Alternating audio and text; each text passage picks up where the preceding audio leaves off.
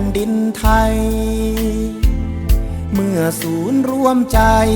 ของชาวไทยเสด็จสู่สวรรค์เราชาวไทยใหญ่แผ่นดินฝั่งซ้ายเจ็บไม่ต่างกันกษัตริย์ในใจเรานั้นไปสู่สวรรค์แสนสุดอาลัย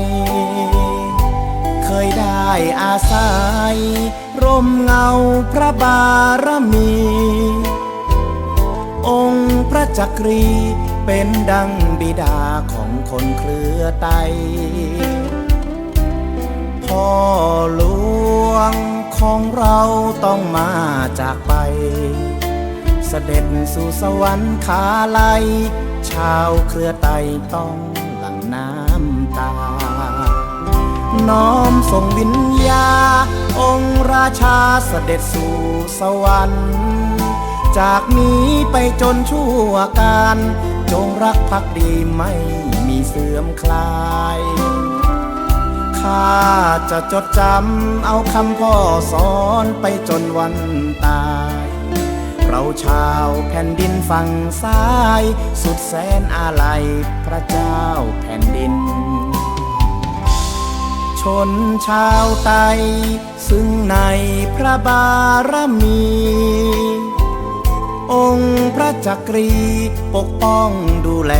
ขจัดพ้องภัยดุจดังลูกหลานที่เป็นเชื้อชาติเผ่าไทยวันนี้พ่อมาจากไปเชื้อชาติคนไทยน้อมส่งวิญญาณ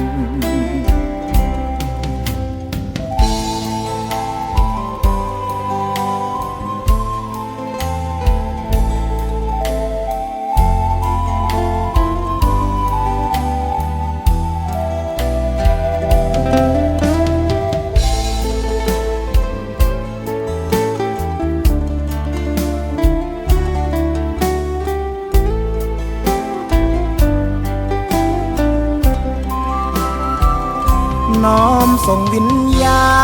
องค์ราชาเสด็จสู่สวรรค์จากนี้ไปจนชั่วการจงรักภักดีไม่มีเสื่อมคลายข้าจะจดจำเอาคำพ่อสอนไปจนวันตายเราชาวแผ่นดินฝั่งซ้ายสุดแสนอาลัยพระเจ้าแผ่นดินน้อมส่งวิญญาองค์ราชาเสด็จสู่สวรรค์จากนี้ไปจนชั่วการจงรักภักดีไม่มีเสื่อมคลายข้าจะจดจำเอาคำพ่อสอนไปจนวันตาย